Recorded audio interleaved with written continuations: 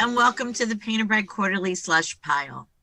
We do all the curating, so you can just have a good read when you go to pbqmag.org. So how this works is as we cull through our slush pile, we find submissions that we think might make good conversation, and we contact our authors and ask their permission to read them out loud on air and have an editorial meeting on air for you, our listeners, to listen to.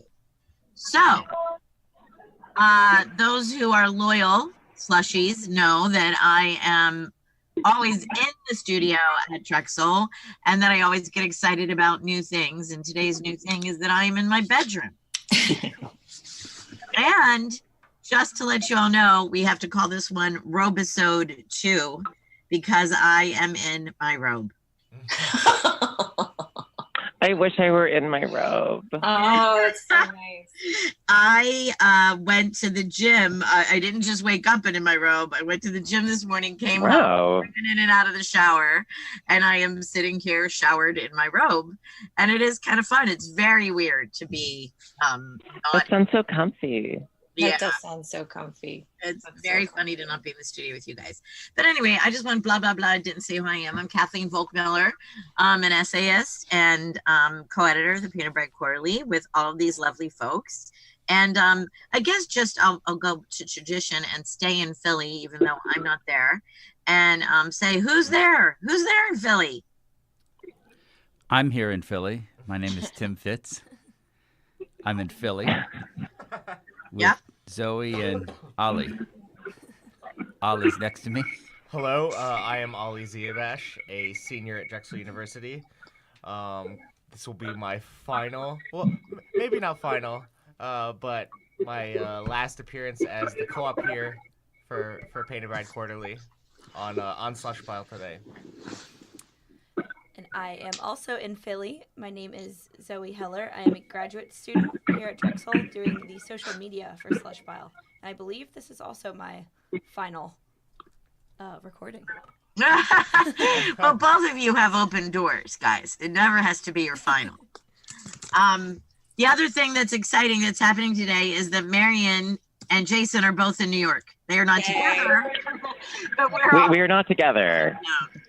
But we are both in New York. I have apparently found the loudest coffee shop in the entirety of New York, where people only order espresso drinks, and like the little espresso thing needs to be banged out like every 2 minutes.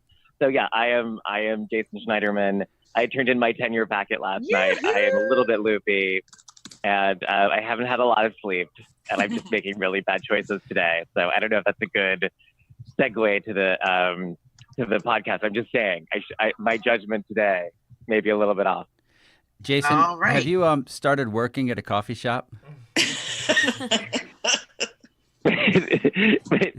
Are you blowing my cover? Are you telling everyone that I actually got fired? Is that what's going on? Jason's side hustle, right? Is a barista in a coffee shop. Nice. I think that might be fun. I think about it sometimes when I'm in coffee shops and bars. Like, I could do that work again. Absolutely. I could. That was my plan. I meant to become a barista when I moved to New York. Oh, really? I just failed. I just became a graphic designer by accident. I remember that. That's when I met you. You designed the first issue. That's how I became involved with Painted Bride. I designed the first print annual. That's exactly right. Those were my graphic design skills. Oh my God! If we start talking about that now, we will never come back though. Right. No, we won't. So let me jump in. We can't reminisce. Like, we did a whole episode to reminisce about how the print annual came to be. Maybe we'll do that one from Portland. I would like to. Oh my God, I would love to do that. Have it be a mini-sode. I also spend some time as a bartender. But Marion, where are you? Where'd you manage to find space? So I am in the rumpled covers of this lovely bed at the Marlton Hotel. And I was lucky enough to wake up early, sit in the lobby, do a bunch of writing, hang out with Michelle Kotler of the Community Word Project. And now I'm back upstairs with a do not disturb sign on the door, hoping for the best. and it's lovely to be back in New York City. Woo! I love it, and I love that I can picture you and that hotel and all the whole shebang. Yeah. It's such a nice hotel with a fireplace. Yeah. It's all the, with those ridiculous ice cream sandwiches. Bacon and ice cream sandwich combo is a glorious thing. Can you guys imagine that Philly? It was an ice cream sandwich and it was rolled in bacon bits. Like the ice cream edging was rolled in bacon bits. I don't think I'd like that. I feel like 5 years ago, someone figured out that sweet and salt actually work together and don't fight each other. And it's like we just keep discovering it.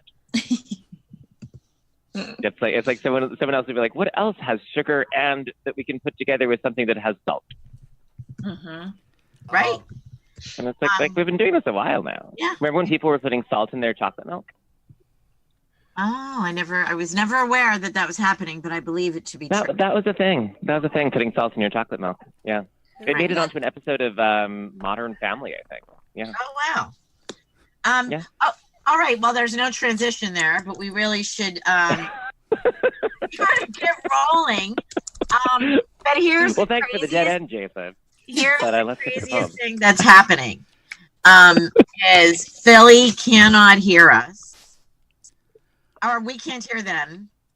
Okay, we're just not talking. So we can hear you. Oh, you're there. Okay, a minute ago Zoe said you couldn't. All right. So listen, can I just read the first poem? Can we just jump the heck in here? Do it. Yes. Do it. Everybody just keep on trucking on, no matter what the heck is happening. Okay, with the technology. Roll. So today we have 2 poems from Ryan Clark, and I'm thrilled that he has allowed us to look at them and discuss them on air. And here we go. I'm going to read the first one to just get this show on the road. Ryan Clark, Creta Mine. For Creta, Oklahoma, no longer a town. 1. Touch Creta wherever you want to seize a thing from out of the unfriendly earth. This is a sound we make furious with a mineral imagination, the heave of sight, advertising what we love of the future, but which is just land unsuitable for farming. Mine is a cover for rocks, much like the rest, but only these are mine. This is a land that only I can open, and I will line my position with structures. 2. To churn a crust into use, you must take a skin and tear the layers through a mill where the word copper is processed. From unwanted versions of redness the earth has retained. Then, from the freshly revealed form, make units of yield. Sell this in a quantity that feeds the mine you discovered when you bought what a place is. 3. A town of Creta forgot to catch a feel for history, leaving nothing. The mines opened after the wake had evened out. This is how everything is fit to the bundle of was. Not a trace of splash, but the unavoidable loss of stillness pulsing in new ways. What left the land knew the dirt as well as the miners had. Towns create enormous piles of knowing, of dreams, sewn into everything in the dead of night. It is not dug up and carried away. It will not be processed. 4. At the mile where a body was, I see nothing but a road-divided land. Trucks shake through the area automatic. Such is a repossessed story of Creta, contained in a line just for a moment. It drags its traces with it way out of sight. You send pounding feels toward the sound of its rumors and know this is over already. No foot is large enough to drive itself through years of dirt. Time shovels its song deep and unaware. 5. wide the pay of oil, wide the machine to drill, wide enough to hide a blue sky in unceasing width of hope, wide enough to force it down with eventual losses, down where you realize you were wrong to spend so much to take apart the deep earth. Among the early efforts to make of Creta a way to take, this was a faint passing through the rustling of its scrub brush. Each of its resources refused to make productive land enough for a town, and so miners shred their hands for a while and leave unused parts far more patient than money. 6. In a roughly peopled width of space, Creta is a sign grown into. Fathers and rust turf, mothers and wind dress, a thought just looking outside at the everyday the town never got to reach. The mine is not only a word for economy and scratch, but also the way the home hears itself in a mind. Bravo, nice reading. Well done. Nice Very, reading. very nice. I love that. Wow, right. Super lot to digest. So while the editorial staff is thinking, let me remind the listeners that this poem, all of the poems that we read on the podcast will be on our website, pbqmag.org. You can read along or read ahead or read after or whatever you like. So I mean, I was going to say what I was thinking a lot about the way that the poet creates this kind of distance between the inside and the outside, as sort of like the observational of the kind of like omniscient narrator, but also the kind of like familiarity of actually knowing the space really intimately. And I think it's really well done. Like, and we've looked at other poems where there's like a kind of exoticism to the place being examined, or kind of unfamiliarity, or a kind of that creates these concerns about misrecognition, that we feel like there's something being misrecognized. And here, I was really impressed by the way that it seemed to be both incredibly intimate and knowledgeable without ever kind of hinting at a sort of personal connection, and kind of maintaining that objective perspective. right. As you may have guessed, these are from a series. You know, we're going to be reading another one. He sent us 3, and 1 got accepted elsewhere. And he's, I can read the cover letter later if you guys need it or want it. But Tim, I'm calling on you because I want to make sure we're hearing Philly. Yes. What Can you hear me okay? Can you hear me okay? Yeah. I've made peace with my tendency to connect one poem to other poems. That means you're never going to say that shit again? No, that means that's all I'm going to say. And if this poem, I like what Jason is saying, and I feel like for me, if the other poems in the series are a little more electric, then I really like this as a kind of, let's say, like if the series of poems were movements in a sonata, I'm into this as an adagio movement, or something that's a little slower, that kind of just grooves along. If the next ones are gonna, I don't want to say it in a mean way, but kind of wake me up a little more. You know what I'm saying? I can. Before you go. I can. Exactly. Jason, could I have a little cinnamon on top of my cappuccino? Do you hear, does that make sense? Both the order and the comment? So I'm going to connect them. I just, that instinct, it keeps coming back for a reason. And I feel like that, I mean, it's not just connected to the other poems. It connects to all of his poems, and all the, in some way, there's that invisible connective tissue that reaches out. But in this series, nothing about it at all offends me.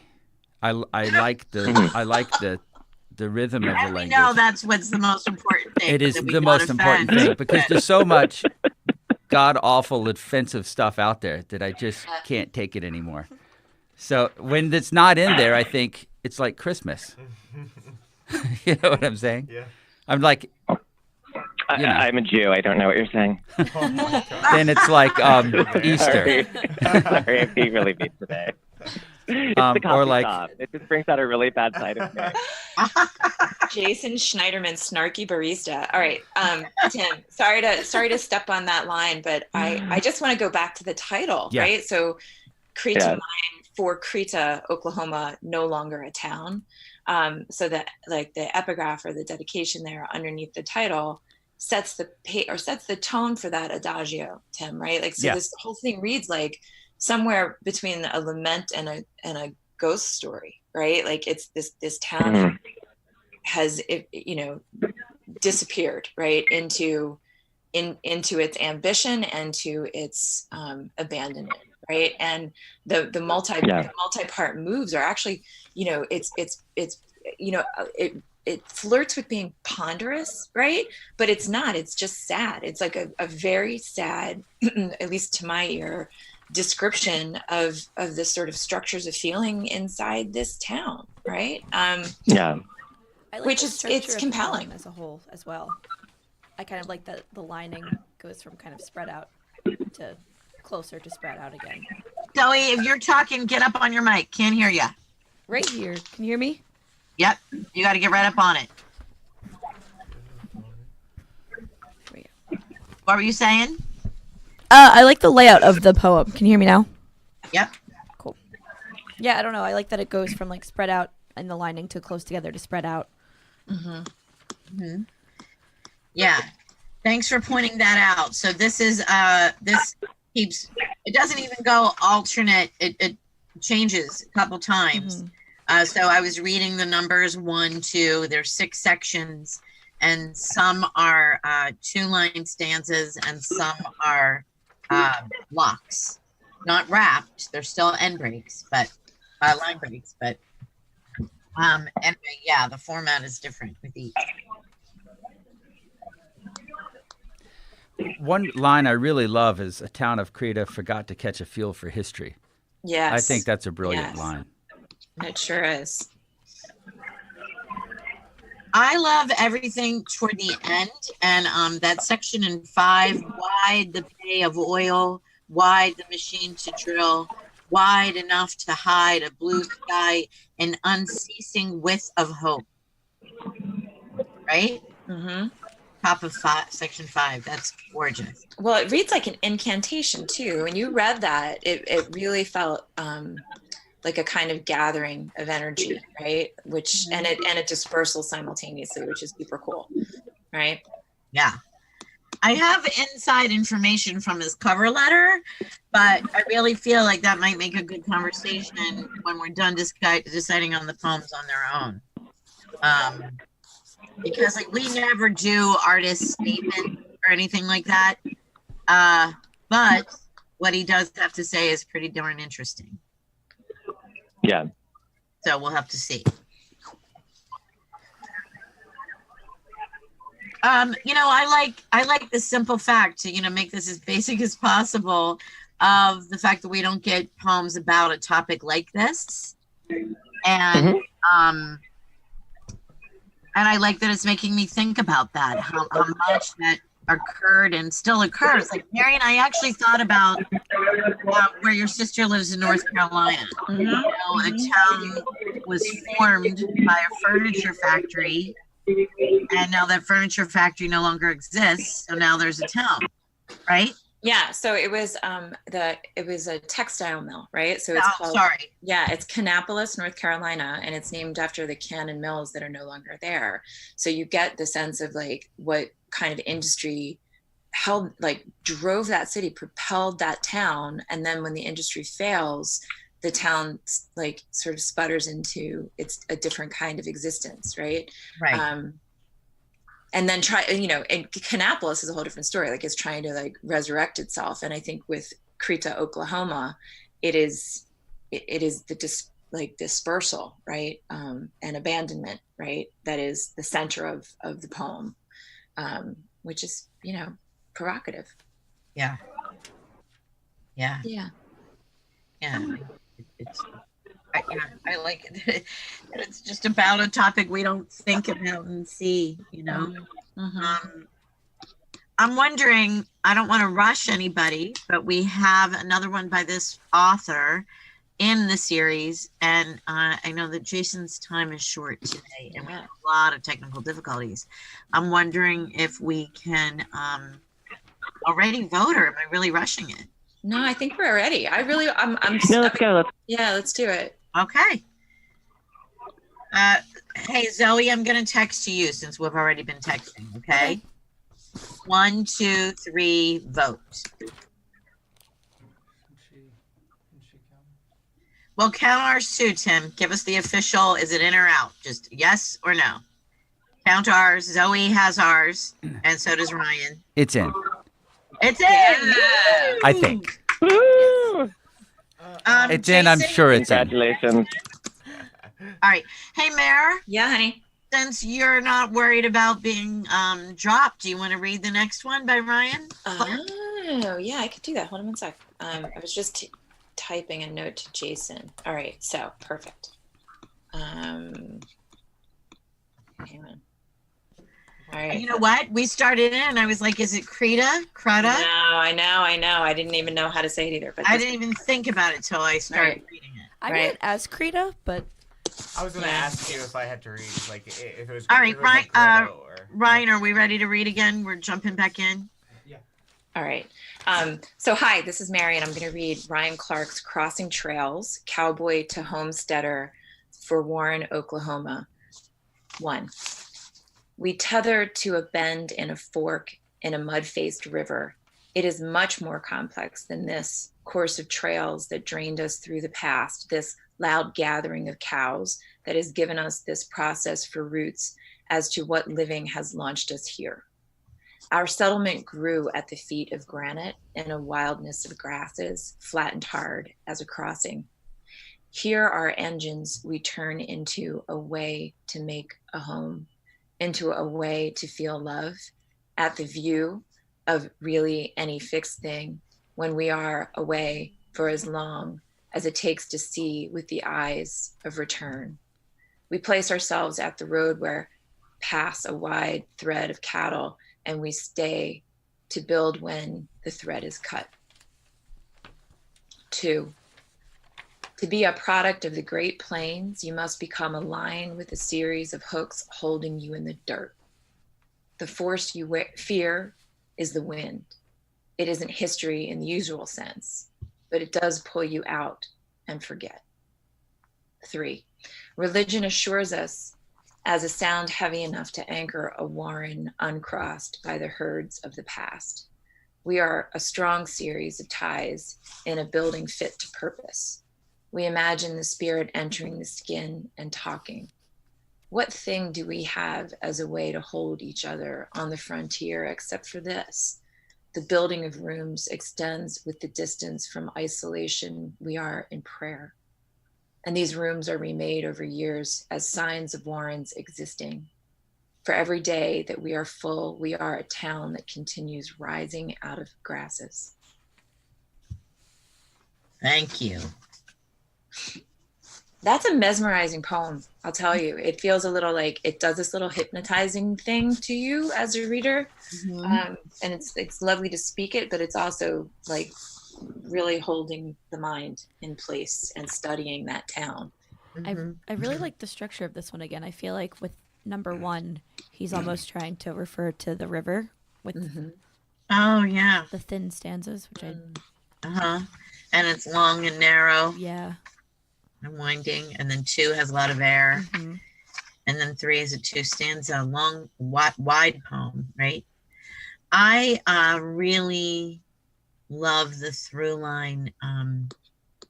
In the first section, we have our settlement grew at the feet of granite in a wildness of grasses, flattened hard as a crossing, right? And then our last lines are, for every day that we are full, we are a town that continues rising out of grasses. I love that image. A town rising out of grasses. funnily enough, I think only Mary, well, some of you might actually know this. We were just talking with Jason about our first print annual, I'd say about 15 years ago by now, maybe even 18. 18. And that image is a house sinking somewhere in the Netherlands or something, right, Marion? Do you remember where that house? Oh, yeah, it's in Newfoundland. And Newfoundland. It's a great story about these towns that were abandoned and then the buildings were left behind to collapse or moved by boat to new communities, right? Yeah. But so it's a black and white cover, and that image is so arresting because it's a house that could be sunk or could be rising, right? Mm-hmm. With all this brush around it and grasses and all that. It makes me yeah. Thoughts in Philly? I think I like these poems if they were separate poems. I like the first half of number 1, and then when I get to hear engines, I kind of tune out a little. But I love the first 2 little sections. It just seems like our settlement grew at the feet of granite in a wilderness of grasses, flattened hard as a crossing. It's such an amazing ending to a poem. And then, it's not the ending, but everything that I'm thinking is thought that it's ending because it ends so well. So I'm kind of full after that, The bite I've taken is reached a perfectly, it's digestible at that point. And then number 2, I like that as a poem. If I read that as a poem itself, I like it. To me, that's a fully formed image. Yeah. And I don't like it better connected to the other parts of the poem. I like it better alone. Together, do I like them all together? Okay, in a way. But apart, I really like them. I would read them over and over if they were separate. And I'd read it once together. Well, you can still do that. I don't want to, though. There's too much information for me to pick things apart. You know what, Tim, that's such an interesting puzzle though, right? Like, is that a question of separating out the parts, giving them separate titles and making discrete poems of them? Or is it something that, like, if this were in a chapbook, and I haven't read the cover letter, so I don't know really what the story is with the project, but if this were a chapbook or even to be published in the print annual, if it was one section per page, that would actually create the experience that you're describing, right? And so instead of reading it in a Word document where one's jammed up next to the other, but if you spread it out in the publication, right? Yeah. Page to page, that might put space enough between them. That's an excellent point, Mayor. Yeah, I don't know exactly why we like certain things a certain way, but if that was on its own page with its own title, I'd be into it. And when it's not, I'm not into it. It's like when you look at if you go to a gallery and they jam too many pictures on the wall, it just gets irritating. You have conflicting images. Yeah, it's a little bit mysterious why we have these connections to it, but one is irritating and one is pleasing. And all I can go by is what irritates and what pleases, and then figure out why from there. And if I can't figure out, then I just move on with my life and try to figure out other things. So listen, help me figure this out then. What do you make of that title? Yeah, if that was the title of the first poem, I like it. The language harmonizes with the images. Like I was looking at the first word, tether. That seems like the type of word they say a lot in Oklahoma. Things are tethered to things, and there's all kinds of good things that happen from being tethered, and there's all kinds of horrific things that happen because of being tethered, and it's always on their mind. And so it's crossing trails to flattened hard as a crossing. I'm down with it completely. I think I would like the title as just Crossing Trails, though.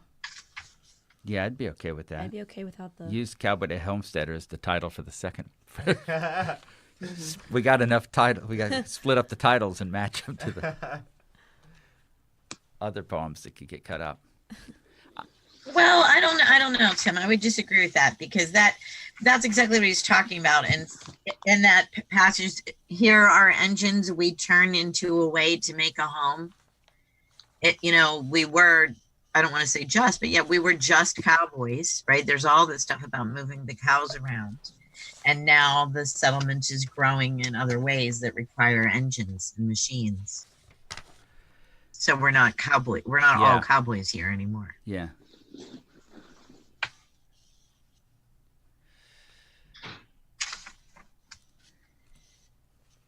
I really like this line.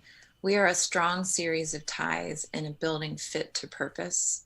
Mm-hmm. Right? There's something that the punning there is so delightful because it's like, kinship ties, community ties, right? The loose ties of a town, right? But then almost like railroad ties, right? Like the series of, right, like actual material ties, right, that are used for either building roads, right, or buildings for that matter, and then you get a building fit to purpose, which sounds so efficiently connected to building a town, right, or to maintaining, a warehouse or a factory, right, those sort of architectural efficiencies. And there's something that's like weirdly charming in the juxtaposition of that kind of like, prosaic, like non-poetic image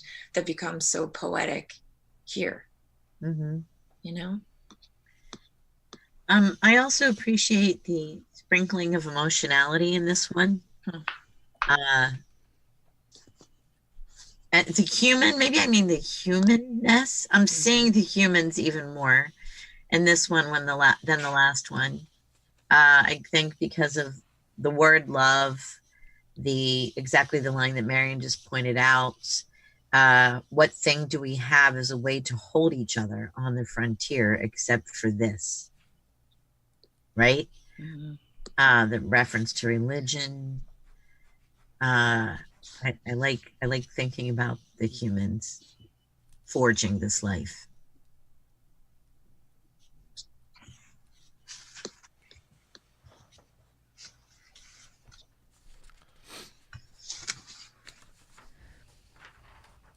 Silence means thinking. You're hearing the sound of thinking, listeners. Right. We are pondering. Well, I really want to tell you more, but I think that we really have to have both votes in before I tell you. Is that a vote call? I think that might be a vote call. Yeah, okay. Let's take it as such. All right.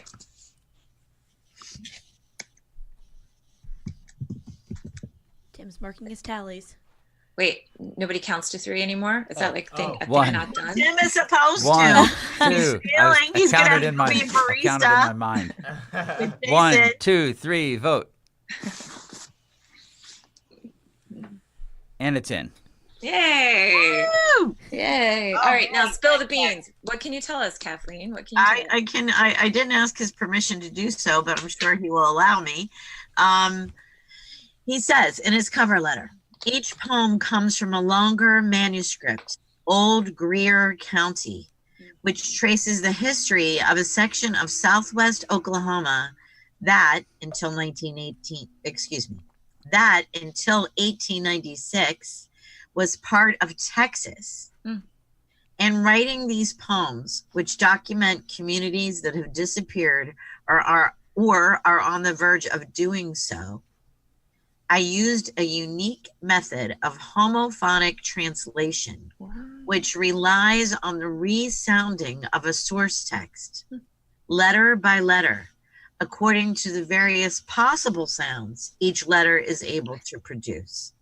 Example, cat may become ash by silencing the C as in indict, and by sounding the T as in sh sound as in ratio. The source texts for these poems include archival materials from the old Greer County Museum in Magnum, Oklahoma, as well as brief write-ups of these communities in print and online. Wow. Okay. So there. Very now interesting. So what we just accepted are two extremely experimental poems that were flying under my radar as experimental, because they don't present as being based on that sort of project. Do you know what I mean? Like, that's amazing. That is amazing. Okay, I'm going to keep abusing my thin relationship with Ryan Clark. I absolutely don't know. And it only was, email correspondence about being on the slush pile. But he says in his cover letter, I only discovered PBQ a few years ago, blah, blah, blah. And he goes, while many journals feel hit or miss with their poetry, it's been truly difficult for me to find poems in PBQ that I don't legitimately like. And then he names two favorites. I guess we'll ask his permission to say those favorites. And then he says, it makes me happy to see poets playing with form alongside more traditional free verse. And this openness is a big reason why I am submitting my work to you. That's great. That's really great. That's awesome. Yep. I always try to say that it's hard to categorize PBQ's aesthetic, and so there you go. And here we go. So the editorial discussion now becomes, where do we publish that information about this homophonic translation? Well, that's a great, so I would reach out to Ryan and ask him that too. Like, what might he suggest? And then we can kick around some possibilities, right? Either, a footnote at the bottom or a link to an author's note. Like there's a couple of possibilities. It's easy online. It'll be hard in the print, right? Right, easy exactly. Online, especially if you have some kind of website going or something. But That's right. yeah. All right. Fantastic. Tim, does that change your feelings by any? No, it doesn't. But what I do find interesting is that usually when, like in the best poetry of the year, or what is it called? Best American Poetry. I'm not a fan of having them explain poems because they talk too much about the guts of the poem that sap the energy. But I feel like this is more of a nuts and bolts type of information that people would like to actually read. Sure. So it's interesting though where to put it. I would maybe even put it on a separate page after the poems, in a way. Yeah. There's possibilities are endless of what we can do, but in the author bio, it would be just too clunky. Yeah, right. I'm leaning into putting it somewhere. Yeah. For sure. So,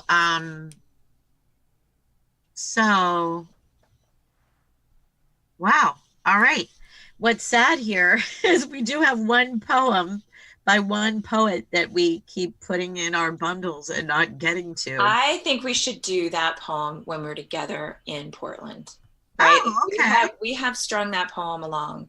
It deserves us to be present with glasses of Portland wine or something, right? Hey, they do make good. Remember the one we had from Washington? So, yeah. I think we need to celebrate that poem together, and we can make our podcast a live situation with all of us in the same place. All right, that sounds like a plan. So does anybody? I have something. I'll start. What made me very happy this week. I listen to many podcasts, as I've referred to here, and Sharon Olds is on the latest episode of On Being. Oh, nice. Yeah. So listeners, I don't know when you'll hear me say those words to you. So look in the archive. But the On Being podcast with Krista Tippett has Sharon Olds. And it was really, really, really lovely. She reads some poems. She has conversations. It's pretty awesome. So I have to send a reveal so it'll make sense. So Marion is sending me from her hotel room where I stayed with her once, these beautiful sconce lamps that come out of the wall.